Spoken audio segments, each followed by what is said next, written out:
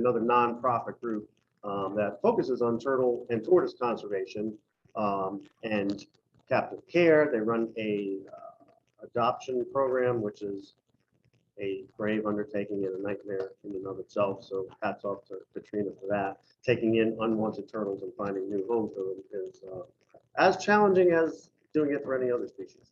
But they have a terrific website, so check out their website. A real great clearinghouse of good information for everything colonial. So today, Katrina is going to talk to us about one of the most common and probably one of the most misunderstood species, and probably one of the most abused is probably not the right word, but miscared for turtles, red-eared sliders. But just because they're common doesn't mean that they're not terrific and awesome. So we're going to go ahead and ready to share screen now. Sure. Okay, so we're going to share screen, and I'm going to hand it off to Katrina. I'd also like to tell our folks that are visiting online that questions are highly encouraged. You can put them in the text box, and I'll make sure that Katrina gets the questions and can field them. She's an expert on red-eared sliders and actually wrote the book on them. And we have one of our folks that just want to let you know, Katrina is from Texas. They're joining us all the way from Texas, and they have some red-eared sliders at home, and they can't wait to learn more about them. All right, yeah. How long do I have to go? Oh, okay. All right, yeah, I am from Texas. The military dropped me off in Maryland, and we decided to stay here. I've been a member of the Mid-Atlantic Turtle and Tortoise Society probably 23 years. I've been the adoptions coordinator for 22 because I was a frustrated veterinarian wannabe. I have my BS in biology. I'm a biologist. I work at Hopkins. But I also, because I've done adoptions for so long, I've probably handled around over 2,200 turtles in that time. And 25% of them are sliders only because we can't find enough homes for them. So I turn away about 100 red-eared sliders a year. We find homes for about 25 a year. And I will get into why that's the situation right now. And I recently found out my book is, I really don't like being on screen. My book is out of print. I just found out. Well, it's 10 years old, it's already out of print. I think you might be able to get it in the Kindle edition. It is, yeah, it's a pretty simple book because I meant it to be a simple book, and it's the TFH. They partnered with Animal Planet, so it's really to try to help the beginner understand their turtle, and it's good for a lot of other aquatics too. All right, and I am not tech savvy, so bear with me. Okay. All right, Tom, how do I get to the next one? I know I left something off the slide. I was in Texas until Monday. Well, I came at about 11 o'clock Monday night from Texas. And I traveled 1,500 miles, went to the Waco Zoo. What did I see? A red-eared slider. But they also had 3 amazing, huge Galapagos tortoises. So if you have a chance to go to the Waco Zoo, I highly recommend it.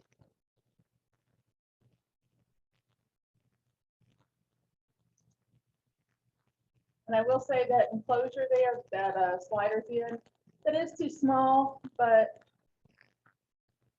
sometimes when you have, people wanting to place 100 sliders a year, you go with what you can.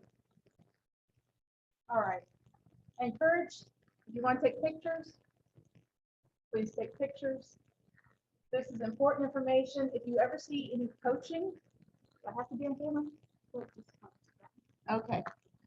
So I don't like being on camera. Okay, good. If you see any coaching, what's that? Okay. Okay, thanks. If you see any poaching, if you see someone selling little tiny green red-eared sliders, please report it to that 24-hour hotline number. Natural Resources Police will respond faster than animal control in most cases, but you can also report it to your animal control and your county health department. There's the Matt's website. We do think it's pretty good, has a lot of good information and links to more detailed website for specific species care. That's, if you want to adopt a turtle, that's our website. The pet finder, mats.petfinder.com, it tells you what we have available and the requirements, and my email and phone number. If I don't reply to email fast enough, feel free to shoot me a text.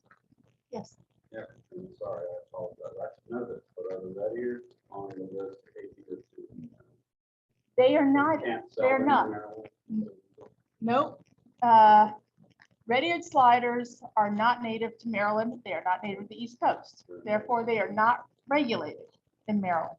However, Maryland has very strict 4-inch regulations. I mean, there's a federal 4-inch regulation, but Maryland has another one. So technically, I can't even display them. Even if you have a permit for turtles under 4 inches, I'll get into legalities here in a second. Technically, you're not supposed to display a turtle under 4 inches in Maryland. You cannot sell for any reason a turtle under 4 inches in Maryland. However, if you have a DNR captive reptile and amphibian permit and your animals are captive bred, let's say, for example, and you have to be able to prove they are captive bred, or you only have the number you're allowed to have in the wild, you are allowed to breed them and sell them. And keep all your records. You just can't sell under 4 inches in Maryland. So you could breed a terrapin as long as all of you have your paperwork showing how you got them. You get your permit, you keep your paperwork, you keep your breeding records, hatching records, and keep records of who you sell them to. You can sell over 4 inches or larger in Maryland, and you can sell under 4 inches out of state. So that's, and like I said, red-eared sliders not native to the East Coast. If you see one in the wild, feel free to keep it as a pet, because we don't want them in the wild. So red-eared sliders are large hardy generalists, and they're fecund aquatic turtles. That basically means you'll eat anything, live anywhere, and they breed like rabbits. So they're native to the Mississippi River system. I've heard some people say, oh, they're native to Mexico. They're native to Asia. No, they're native to the US. It's not all of the US. And they will come from Ohio. Well, not Ohio, I take that back. They used to think Ohio, but now they don't. So from Indiana down to the Gulf of Mexico, southeastern Georgia to the Rio Grande River in Texas, and up the Rio Grande into New Mexico. They're the cheapest, most common pet store turtle in the world, highly invasive. They are swimming now in the rivers of Korea. And they produce up to 20 eggs per clutch. So, one nest of eggs is called a clutch. I've heard that down in Louisiana, where they have the huge turtle farms, where they breed them for profit, for the babies, that they can 3, 4, 5 times they can clutch in the season. So that's a lot of eggs. The more eggs a turtle or tortoise produces, the more a breeder wants them, because that's more money. So if it's super easy to take care of, super hardy, and makes a lot of eggs, then it makes money for a breeder somewhere. Not that I oppose captive breeding, but I do oppose breeding these little guys. Well, they start out about the size of a quarter. An adult can get up to 5 to 12 inches. And I say 5 to 12, someone's gonna scream at me going, no, they get way bigger than that. It's a bell curve. Not every female I get is gonna be 12 inches. Not every male I get is gonna be 5, but there's a lot of variables in how big they'll grow. Yeah, males can be 4 to 8, roughly. Females, roughly 5 to 12. I have gotten 5-inch, 20-year-old females. So it does happen, just rarely. And up there on screen, it's not even a hatchling. That's a little bit older than a hatchling. And that is another 11.25 minimum carapace length female that was found outside of Delta, PA. So she is a feral slider that was found crossing the road and someone brought in. And when I say minimum carapace length, we're going straight from the shortest point, straight across to the shortest point. So there's minimum and maximum. When we talk about carapace length, the top shell length, you always go straight, no curve, and that's how you report it. So people say, I had a 16-inch rated slider. No, you didn't. Maybe you were measuring on the curve. And this is one of my posters that we like to give out. If anyone would like to help share the word on social media, I can email you some of these flyers if you shoot me an email or a text. What's the difference between these two turtles? That big female there was 5 years old. So that's how big they can get in 5 years. I used to think 10 years until I got that girl. And with the proper care, you know, you can have 6 or 12 inches of turtle on your hands, maybe up to 5 pounds. So always do your research before you get a pet. Go to more than one source. Don't just listen to one breeder or one pet store or even one Heart Society member. Get multiple inputs. And that's an egg from a slider. That's a baby we had come in to rescue that might actually have a little Cumberland in it. I'll get to that later. You see the characteristic red ear right there on the side of the head when they're little, and as they get older, they have a stripe in the center of each scoop. And each scoop, well, each section of the shell is called a scoop. I forget, not everyone knows that. And if I get too technical, someone online, get a holler at me. Tell me if I'm going too fast, too slow, too loud, too quiet, whatever. And they have beautiful eyes. A lot of them have the blue eyes. Some have yellow eyes, that guy. And let's see. You want sliders, again, it's not native to Maryland, but they are everywhere because they get too big. People buy them as little tiny cute babies. The sellers sometimes say they're not going to get any bigger. Then they grow huge. No one wants a 75-gallon aquarium in the living room. They dump them and they do quite well, unfortunately. And so sometimes people confuse them with cooters, like this guy here. And Maryland has native red-bellied cooters. So sometimes they're confused with cooters or large canids or even snapping turtles. I've had my husband come home and go, why is there a snapping turtle in the bathtub? Like, honey, you should know by now that's not a snapping turtle. That's a big red-eared slider. So as adults, you can see the difference. The sliders are more rounded, whereas the cooters are more oblong. And the sliders have more of a serrated rear marginals. So they have the back section of their shell is more like a steak knife, while the cooters are usually a little bit smoother. Okay. Male versus female. This is only for adults because every baby turtle in the world looks like a female until it hits a certain size. And that size is based on the adult size of the turtles. So sliders, you can tell around 4 inches when they're male or female. Cooters, they have to be around 5 inches. And the males will have all turtles, the males have a longer, thicker tail. So there's a male, there's a female on the bottom. And for only certain US species, the males, the adult males, have these long front toenails like Wolverine. And it's really cool that the US is the only country in the world where our turtles, some of our turtles, have long front toenails for boys. One of these days up to Some of us others do that. like Some of us may. oh, that's cool. How many times have you heard someone say it must be a girl because the bottom shell is flat? You know anyone? It doesn't apply to fully aquatic turtles. Because you figure, if you're on land, you have this dome shell, you have gravity working against you. So the boys need that flat bottom to fit on top of the girls. When you're in the water, you have more buoyancy, you don't have gravity working against you so much. So the males and females have the flat bottom shell. Now this is a mud turtle here.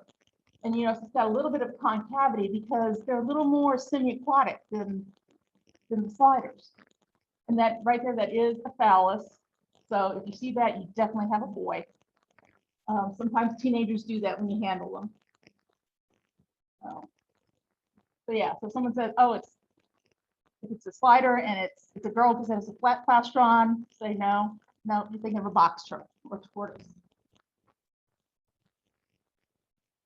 And again, male versus female, here's the long front toenails.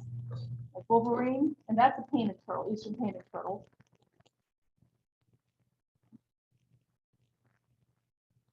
Again, this is a mat turtle, which we only have one mat turtle in Maryland, that's in the Susquehanna River. But this is a pet, it's probably a false map or a Mississippi map, but he's got the long front toenails. You see that big, thick tail that curves all the way around. So you know that's a male. Now, red-eared sliders. On a lot of the ID forums, you get people confused. Like, I don't have no idea what this is. I'll look through all the field guides. A lot of the field guides don't tell you that males turn melanistic as they age. Having dealt with so many where I know how old the turtle was because I know when it was purchased as a baby, I can tell you they start to turn darker around 10 years old. That's also about the time they get rugosa, which are these wavy kind of longitudinal lines along the side on the top of the shell. And the female here I have on display, you can look at her, she has it. And she's also starting to wear smooth. So just a huge guesstimate, I would guess her to be 20 years old, maybe a little bit older. So yeah, so the males turn this darker color, and it can be more than dark. Like this guy looks green. He was found in Texas.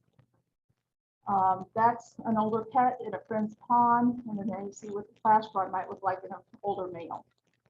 Like when I say older, that's 10 to 60. These guys typically live 20 to 30 years. 60 is not unheard of.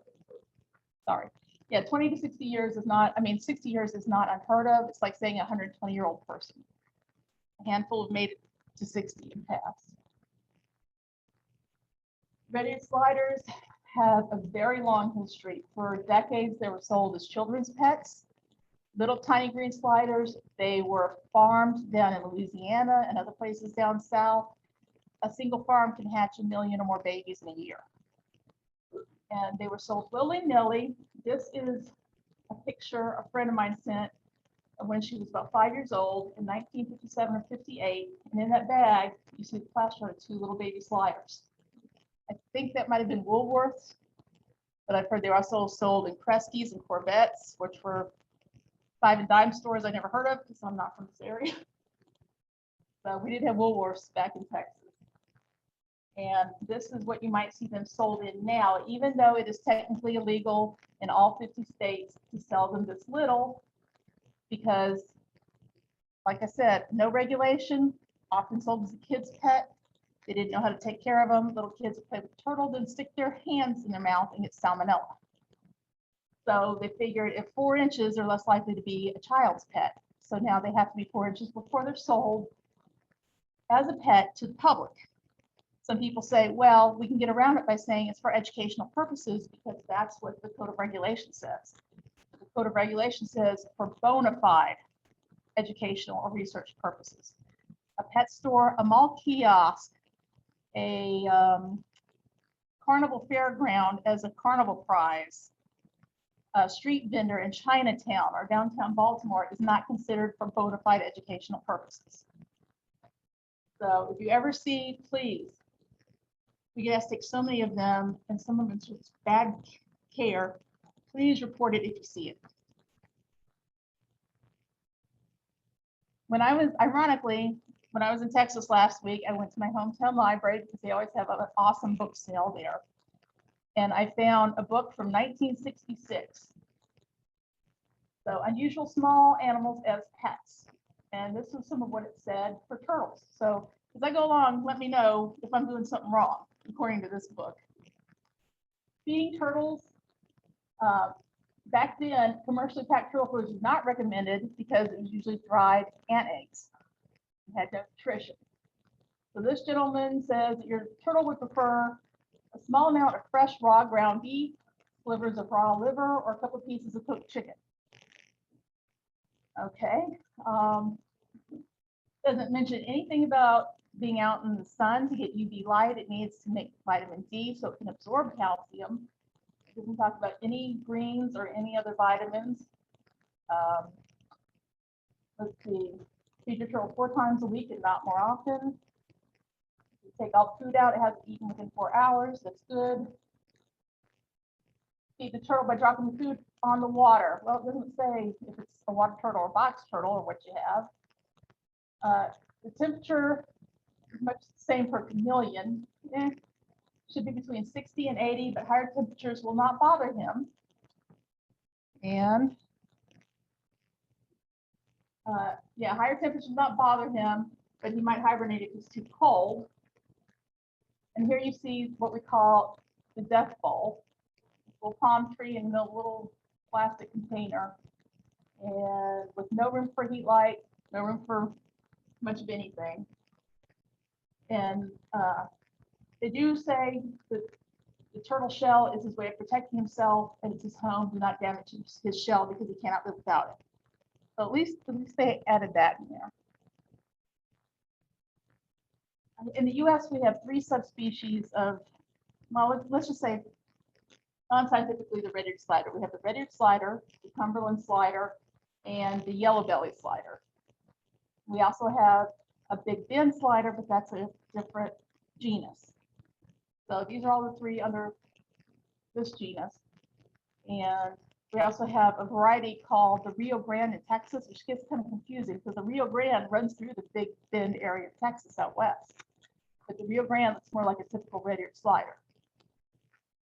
Here's a Cumberland. We have more whorls and patterning and much broader chin stripe than red-eared sliders. On the bottom shell, they have almost shadows on the spots. I mean, each scoop on the bottom will have a spot, and it'll have a shadow after it. And this girl is probably an intergrade between a red-eared slider and a Cumberland. And an intergrade is a cross between 2 subspecies. A hybrid is a cross between 2 species.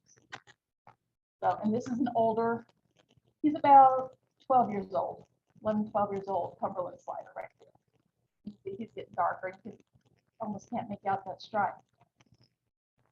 And all of these, well, that was a public surrender from a person. This one was from the DC Animal Control many years ago. The older male needs a home, so he's for adoption. He'll be a pet finder soon. There's a yellow-bellied slider. They are from southern Virginia down to Florida. And you see this S or check on the side of the head and the really broad chin stripes and a little more patterning, a little more on the carapace there. And this one right here, that one has kyphosis. That just means he has curvature of the spine. It's a birth defect. He is fine. He was adopted by a lady in Florida a few years back, and look at those nails. He is a stud. Sorry. So he is, I mean, he's got stubby long nails. He's got some of the longest ones I've seen on the slider. So he's doing great. And these 2 were from a confiscation around Montgomery County. They were being sold in a Chinese restaurant as pets, not food. And sometimes, now I'm getting ahead of myself. The yellow-bellied sliders usually have 2 or 4 spots on the bottom shell. Every once in a great while, you get one that has none. And they also have these pants, striped pants on the hind legs. And this big one up here was found in Anne Arundel County during a diamondback terrapin survey a few years back. So they were trapping diamondback terrapins, and in the estuary actually found a yellow-bellied slider that was doing quite well for herself. But they asked me to find a home for her because she's not native, and they didn't want her, you know, in this protected area where they're trapping. So the basics for your enclosure: 10 gallons per inch of shell. That's a rule of thumb. That's not gospel. You know, as long as you have good filtration, good basking spot, as everything else is right. If it's a little tight, that's okay, because, you know, let's say you have a 7-inch male in a 55-gallon aquarium, if that's what he's known his whole life. Meanwhile, you have an 8-inch female that was growing up in a 20-gallon aquarium. So that's why I say, you know, you have to, the devil's in the details. So try to aim for more. More is always better for the most part. aquariums, stock tanks for cattle, indoor ponds, fenced-in ponds outside, big Rubbermaid totes, and a basking spot, a filter, a hide spot, and food. A lot of people leave out the hide spot. We'll get to that why it's important. Indoors, you have to have a basking light, and I misspelled light. That's the heat light. And then you also need a UVB light. Sometimes they're sold in one bulb. And you need a siphon or a utility pump to drain the tank. I use utility pumps from Home Depot to drain 125-gallon tanks. Put in your pump, you have to pump on a water hose, it goes in the utility sink, and you're good to go. Outdoors, if you have a pond, it has to be fenced in or fenced around it. The pond or the yard itself has to be fenced or the turtle's gonna go walk about. And it has to be dug below the frost line so that the pond top doesn't freeze solid in the summer, in the winter. And also you want at least 300 gallons so it doesn't get too hot in the summer. Okay. And if you're feeding, these days, there's a lot of excellent turtle pellets out there. Avoid anything that looks like Fruity Pebbles. Avoid anything that says Wardley on it. Wardley is the worst turtle food I've seen so far based on the condition of the turtles I get in. I use a lot of Missouri, and I use Missouri crocodile pellets, the small crocodile pellets, because big sliders and snapping turtles, those little pellets is like filling up a bucket with an eyedropper. So I get 25-pound bags from feed and seed stores that sell Purina products. You can special order them, and you're talking $35 to $57 now. The cheaper one is the croc chow, and the aquatic turtle chow is the more expensive one. And again, these aquatic turtles only eat in the water. Yeah, so in the wild, they're omnivores. They will eat anything, but it's good to have some greens in their diets. I get romaine lettuce, spring lettuce. I'm big on edible weeds. If you come to our Matt's Facebook page, I have a whole photo gallery of edible weeds that you can identify. Use collard greens sparingly. They have something in them that affects the thyroid, so you don't want to use too much of that. And if you have a kid at home, go on a weed walk. It's a way to get them outdoors, and you can teach them how to identify things, and they can feed the turtle. And this is a male red-eared slider that has his greens and his pellets there, and you can see he's already started chomping on the greens. We've got, sometimes you can give them summer squash, winter squash, sweet potato, carrot, green beans. Chunks you can give to the bigger turtles. For hatchlings, you can grate it or give them thin peels. Fruit, every once in a while, fruit is really bad in your filter. It makes the water nasty, but they love it. And if your turtle isn't shedding properly, you can get Hikari koi wheat germ pellets to mix in with your regular food. It has a lot of vitamin E, and the sliders are supposed to shed a thin layer of each section of the shell every so often. If it builds up, sometimes it can trap bacteria under there and lead to shell rot. So you definitely want them to shed normally. And aquatic plants, they will mow through your aquatic plants. I recommend growing your aquatic plants in a separate enclosure so you can occasionally feed them out and continue to grow more. I have a friend, I gave him some of this water fern right here.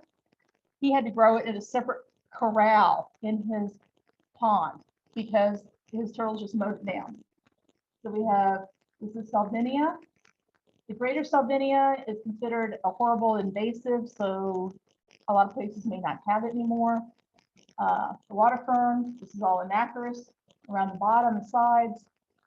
And I made the mistake of including water lettuce in that picture. You do not want to feed water lettuce because it has the calcium oxalate, it forms crystals, and they're actually painful to eat. So you don't want them to even try. So, but water hyacinth is pretty good. And duckweed and frogbit, which I don't have pictured here, but you can find those too. They're a lot smaller. But that water fern, that also is called azolla. It's like turtle crack. They love it. You can find it in a nursery. Avoid the death bowl. You know, I thought the little container that they sell them in, or you win them as carnival prizes, was bad. I recently got a turtle in that came in that. Someone wanted to adopt a Eastern box turtle. I told them, send them a whole bunch of information, recommended reading. They're like, can I buy this on Amazon for the turtle I want to adopt? Like, that's not even good for an aquatic turtle, let alone a box turtle. So you have the little necessary palm tree, of course. They only eat in the water, so why do you have containers to hold food? Well, that's 3 months, he's gonna outgrow that. So no, don't buy that on Amazon.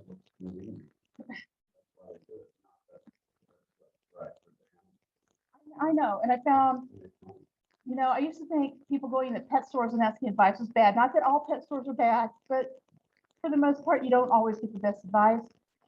And then the pandemic hit, and I found out what's worse is people going to Amazon for advice. I didn't think it could get worse, and boy, was I wrong. This would be good for a male slider. This is actually, someone adopted a mud turtle from me. So this is perfect for a mud turtle, but it's pretty good for a male slider too, because it's a 55-gallon tank. So when you figure male sliders are usually 6-7 inches, this isn't bad. I would not have done the gravel because turtles can eat gravel and become impacted in some cases. I realize they eat things in the wild. However, they're bored sometimes in captivity. They may eat more than they should. So I wouldn't use the gravel, but you have some artificial plants, some live plants, a nice basking area.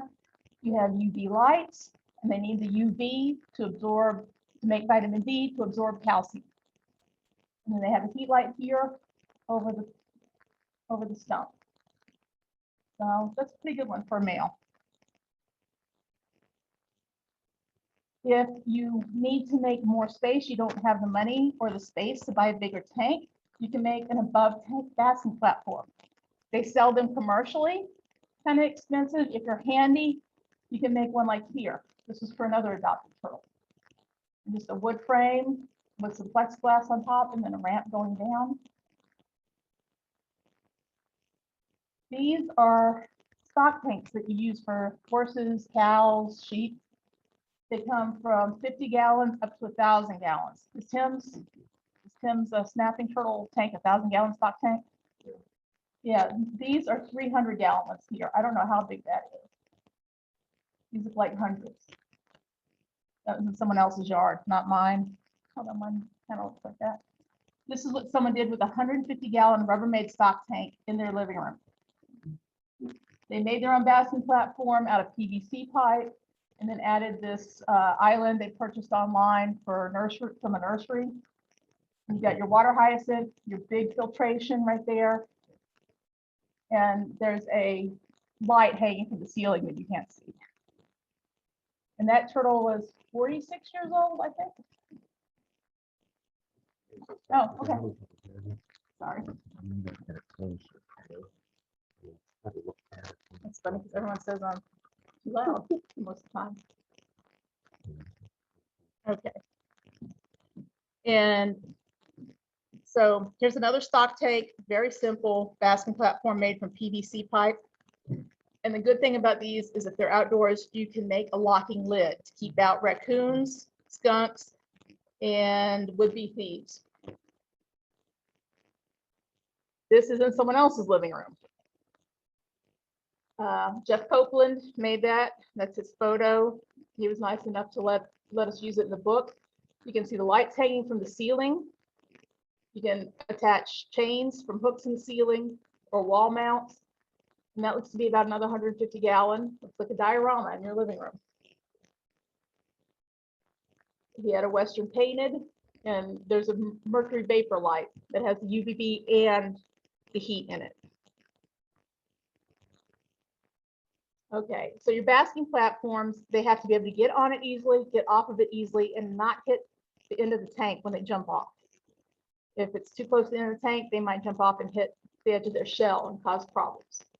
You don't want it to scratch the shell. That's why I don't like rocks or cinder blocks or bricks for basking platforms, because that might scratch the shell and lead to shell rot.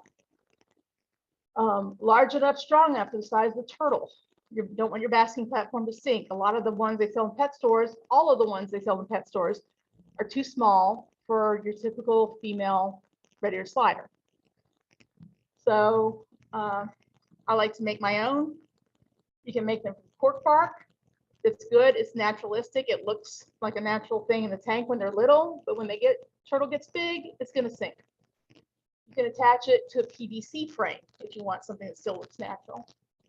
Egg crate, you can, it's a light diffuser.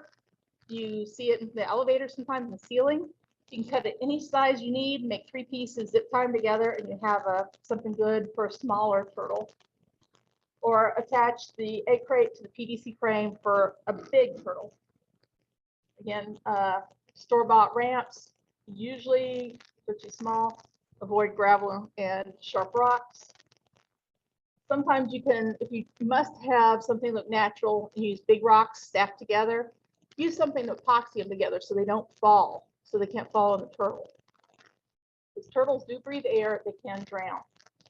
This was a little foster enclosure that Cindy Barnett made, and her husband took a photo of it. You got your heat light. Your little turtle's able to bask on the cork bark that's slanted. There's artificial plants for hiding.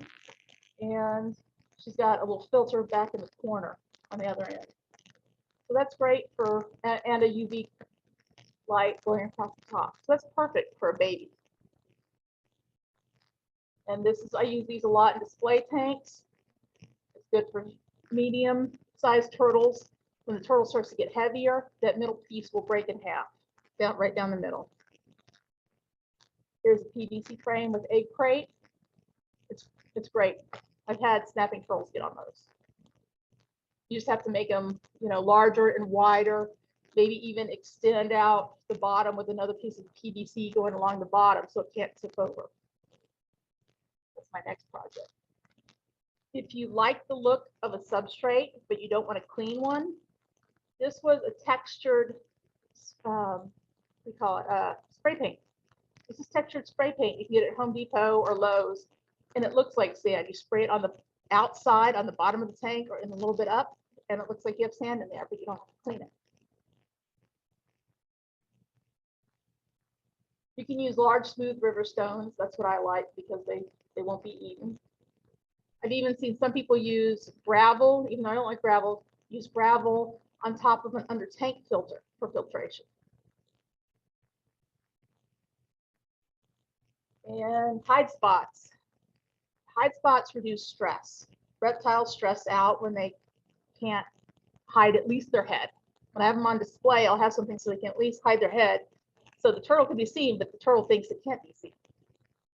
Now you can go to a pet store and waste a whole bunch of money, or you can go to Walmart or the dollar store. So put this on its side. Now you have an underwater cave, maybe an extra basking area, and $2. These days it's $2. This is an old slide. Artificial silk plants.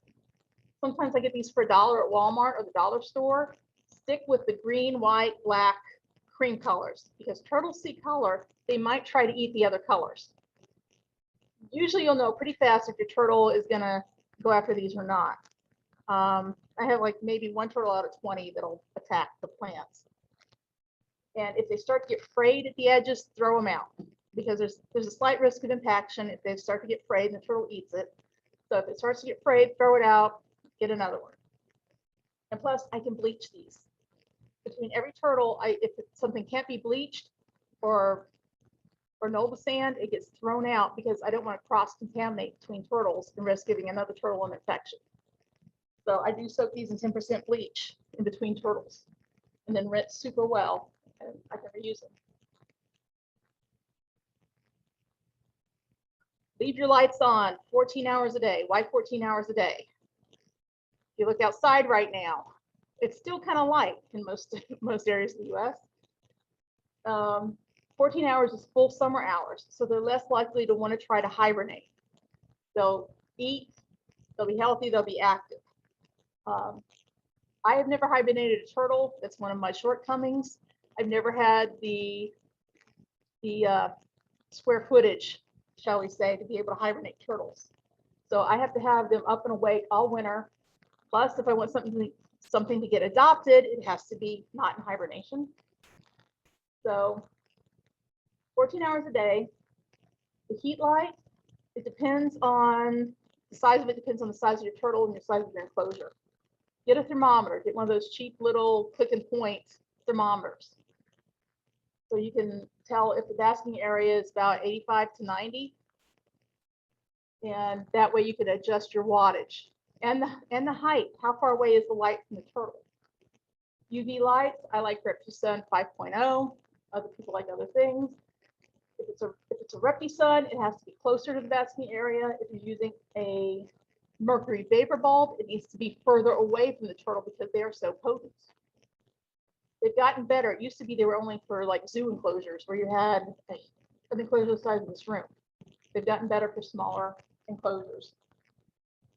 Avoid the coil type UVB lights. There used to be problems with turtles having eye issues from them. I don't know if that's still the case. I just still avoid them. And do not leave lights on for 24/7. That is stressful. Turtles can stress. Yeah.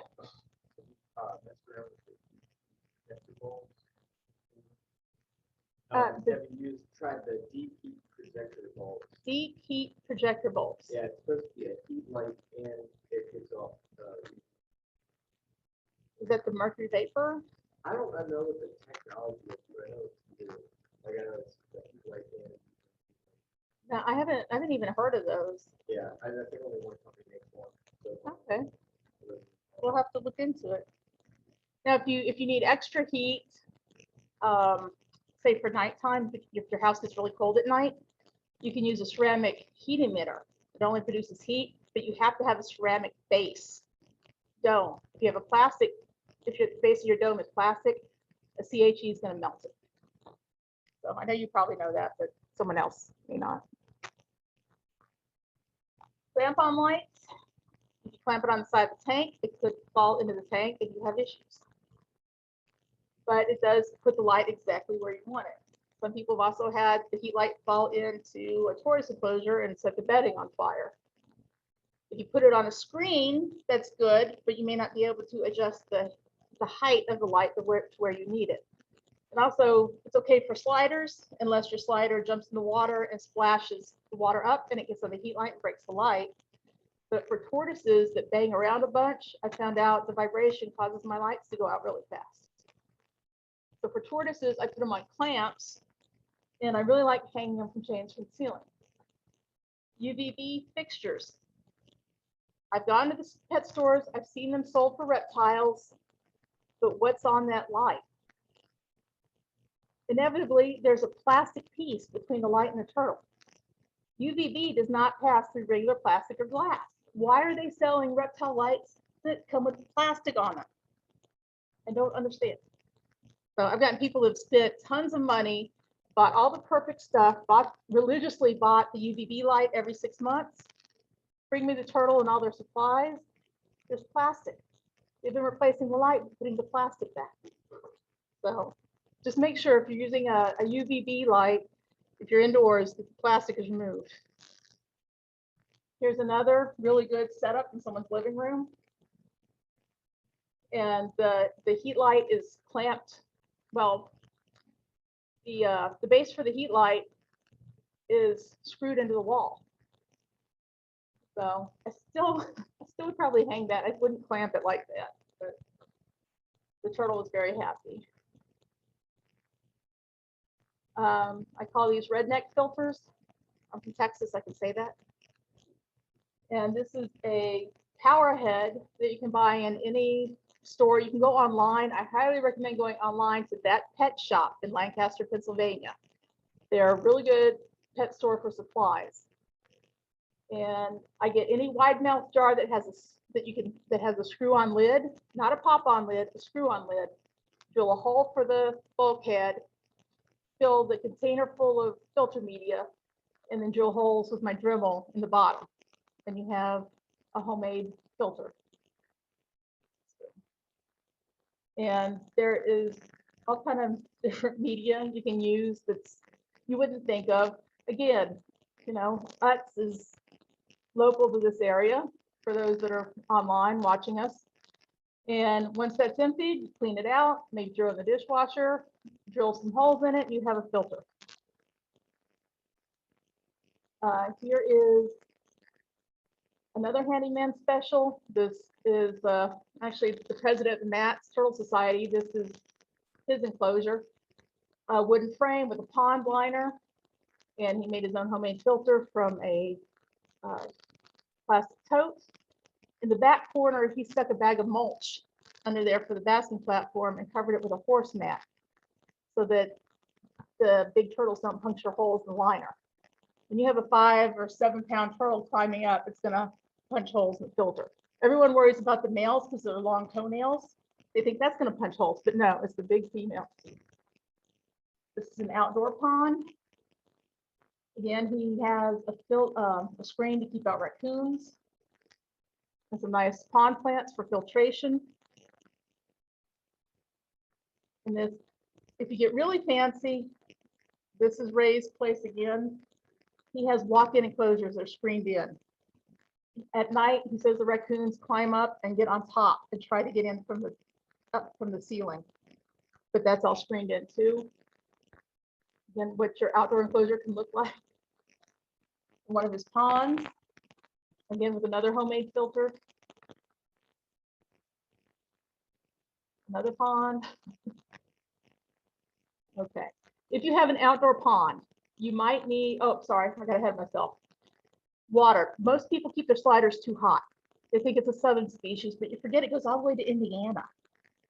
And the Cumberland slider is in the Cumberland River, which Tennessee, Kentucky, in the mountains, that gets pretty cold.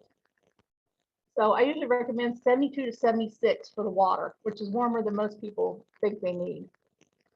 And if the warmer the water, the faster they're going to grow. And you might also have shedding issues if it's too warm.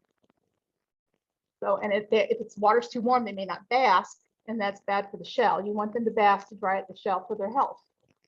Get a turtle heater. Don't get a glass one, because turtles will see light. They see color, they see that red light, they may try to eat it. So get a turtle safe water heater.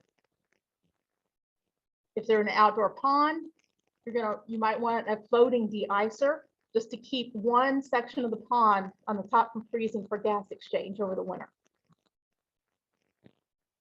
So this doesn't look too bad, but what might be missing? Anyone?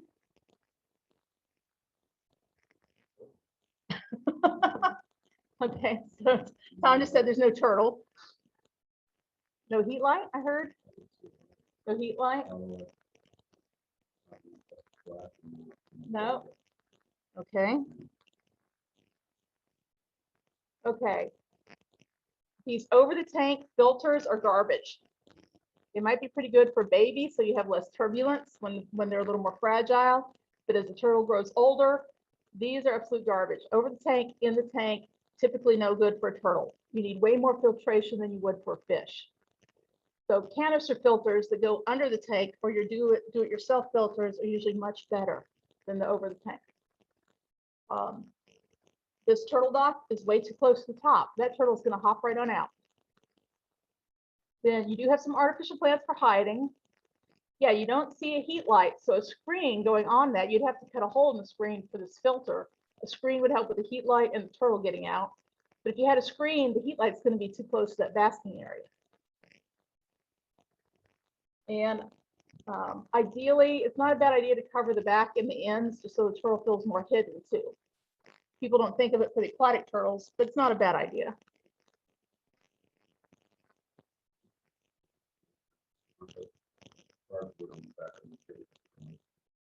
Yeah. Yeah, it doesn't have to be fancy. It's like cardboard, newspaper, if the kids want color backgrounds for their pet reptiles, that's great.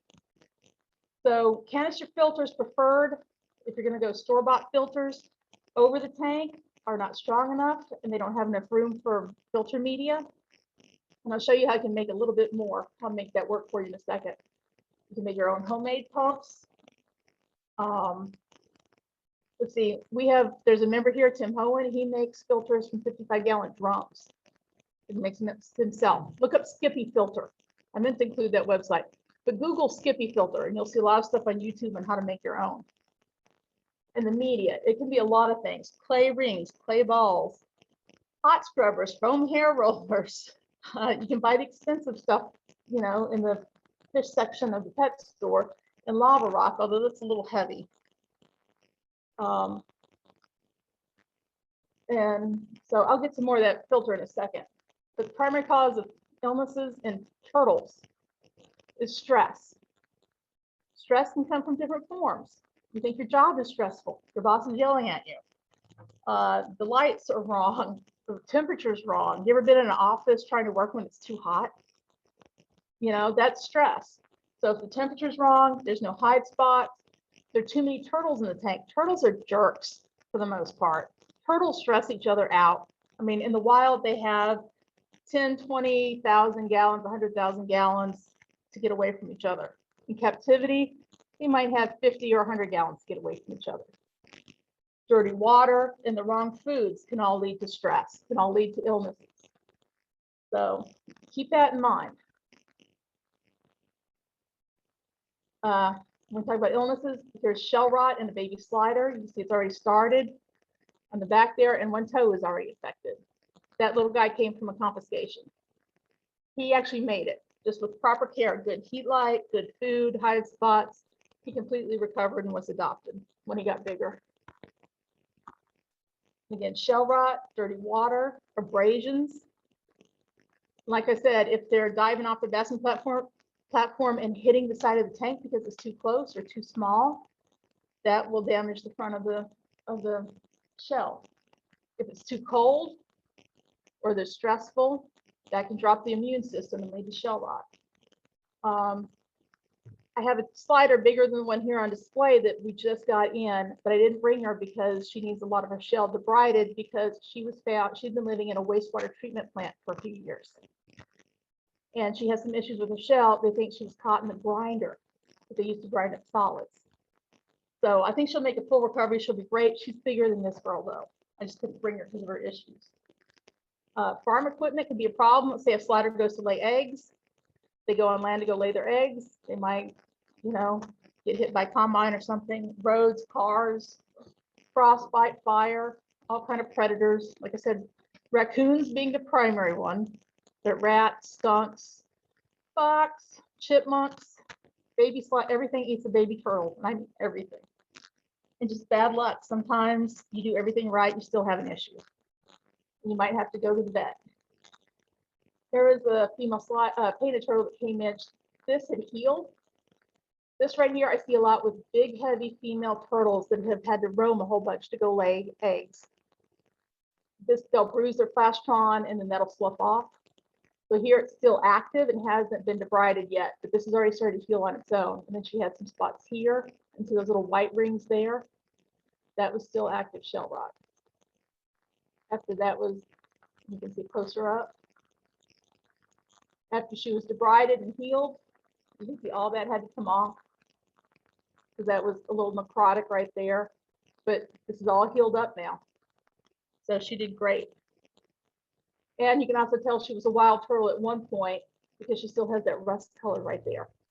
A lot of the wild areas have a lot of heavy minerals in the water.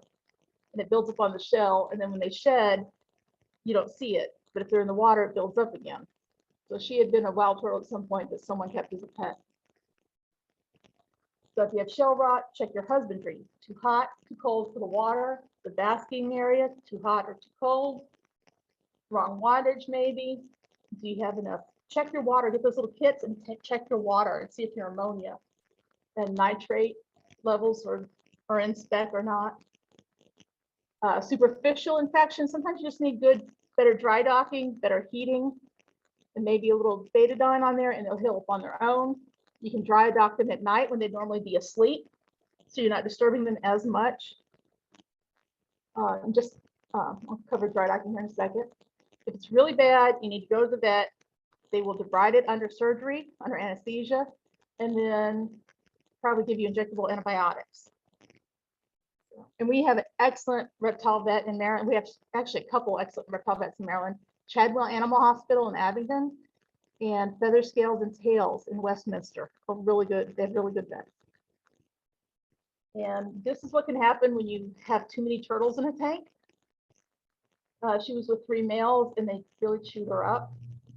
But just with proper care, she healed up and is fine and now lives somewhere in the Midwest.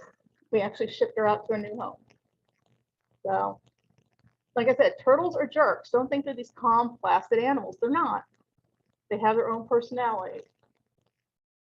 If you don't have the right basking area, like I said, the scoots, they won't shed, and you can end up with bacteria under there, and that leads to shell rot. This all came off of one turtle.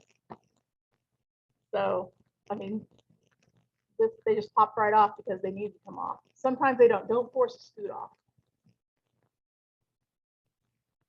Some problems, medical problems. If a turtle is listing to one side, there's probably pneumonia going on. If the back is coming up, it probably has gas. So one end up, probably not a bad thing, but one side up probably is bad. If their mouth is always open, they're always on their basking platform, they never want to get in the water. If you hear like creaking or whistling all the time when their mouth is open, that's probably pneumonia. You probably need to go see a vet. And when you go see a vet, it's not a bad idea to get blood work to see if you have a white blood cell count that's high, or if there's a kidney issue or a liver issue. And usually if you have respiratory infections, injectable antibiotics are the way to go. And here's a example of a hospital tank where you can dump the water out real easy and put the turtle in dry dock overnight with a towel at the bottom. The next day, fill it up with water again. And again, you have your hide spot, your heat light. If you're dumping and filling, you don't need a filter. Swollen eyes are usually a respiratory infection. People don't realize that. They're like, oh, it has an eye infection of some kind. Usually it's tied to a respiratory infection. Although, again, there could be, maybe you added something new to the water and it's something from you found a stump in the wild and put it in your tank, and now it's leaching something into the water. That could be an issue. But like I said, those coil UVB lights could cause that too. Yes. Yeah, so a couple of talks to it.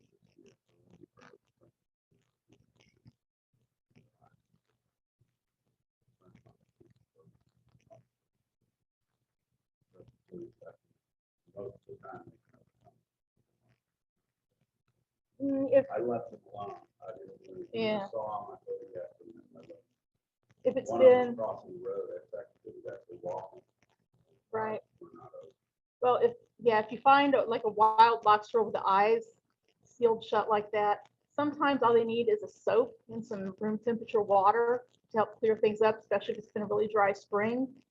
Sometimes they should really go to a licensed wildlife rehabilitator where they can get on injectable antibiotics, make sure the body weight is good. Because if they can't see, they're probably not eating. Besides the fact they don't know where they're going, they could get hit by a car, you name it. So yeah, Maryland has a few wildlife rehabilitators. Chadwell Animal Hospital, Dr. Gold is a licensed wildlife rehab. So if you go to ahnow.org, stands for animalhealthnow.org, you can find a rehabber there. And vitamin A deficiency is kind of rare these days because, like I said, the commercial pellets are a lot better than they used to be.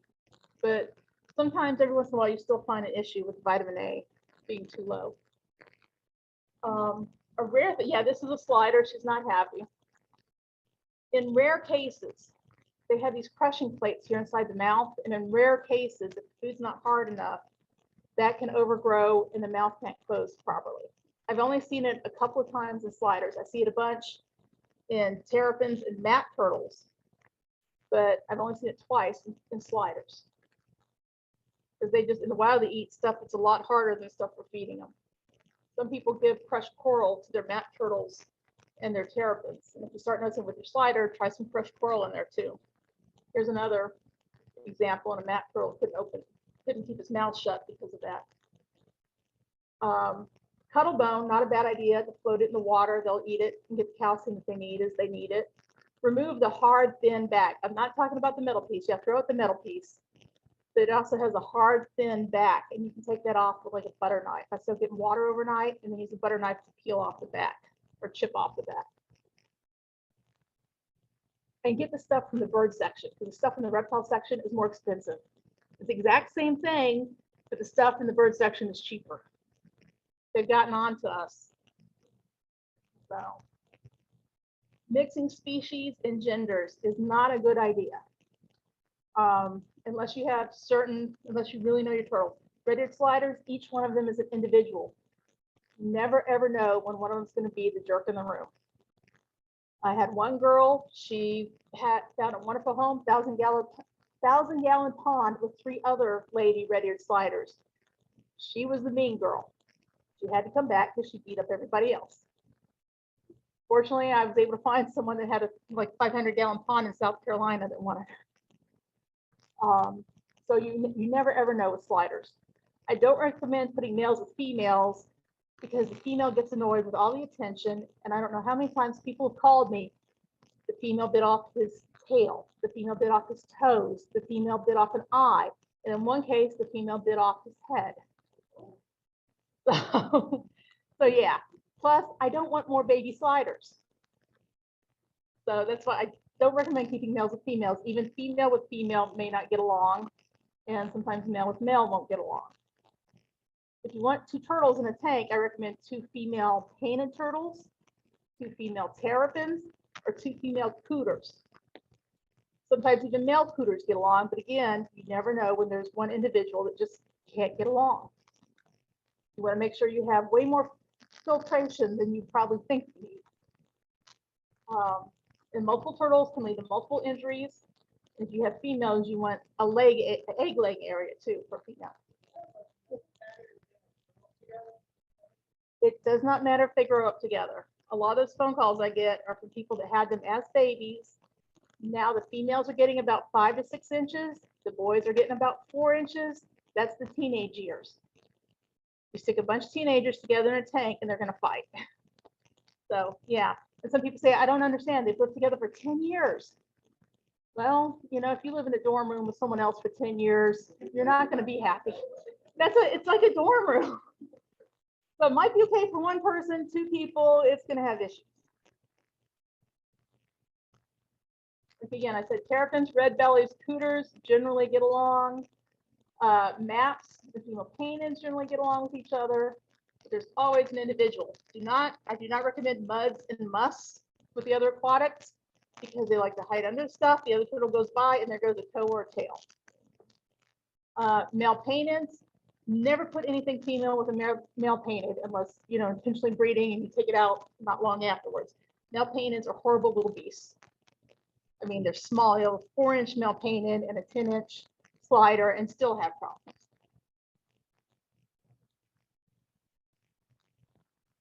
Again, here's, sorry, I mixed these up a little too much. Like I said, you can spend 19 bucks at a pet store, or you can take a little epoxy, a rock, and half of a planter. And you have a cheap hide spot underwater. Filtration. This is the intake part of an over the tank filter. I made a pre-filter for it from a peanut butter jar. So, and with hair rollers, foam hair rollers for the filter. So you can change that a lot quicker than you can your whole filter. And I'll even stuff the hair rollers inside the filter area of the over the tank filter.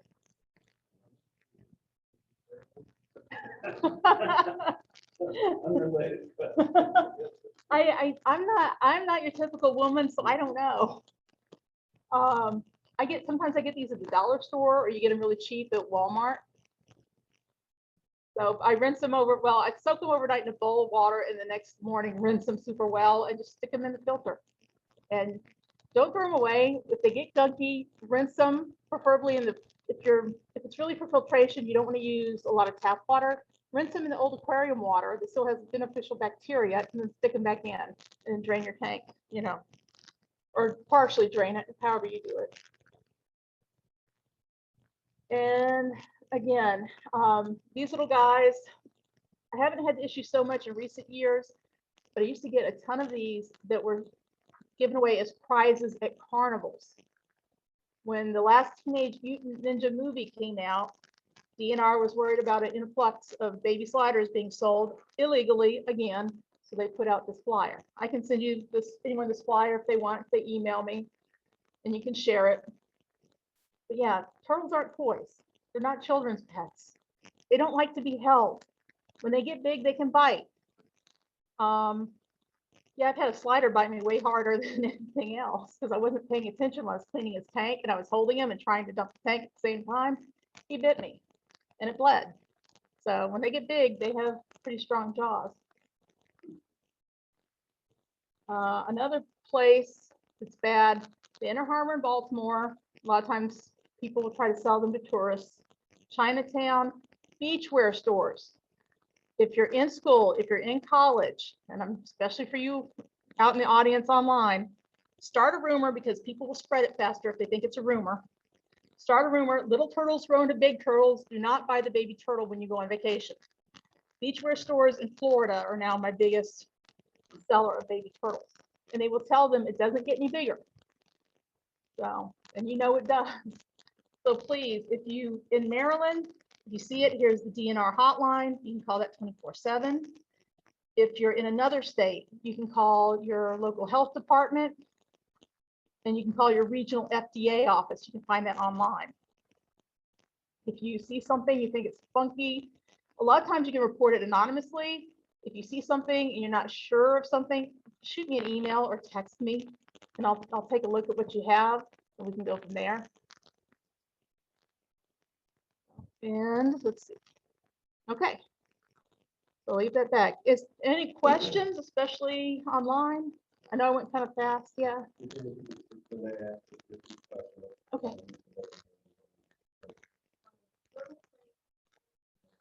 Oh, good question. Do turtles play with toys in the zoo world? Yeah, that's enrichment. You know, I've been using this laser pointer. It's a cat toy. Turtles will chase a laser pointer. Bearded dragons will chase a laser pointer.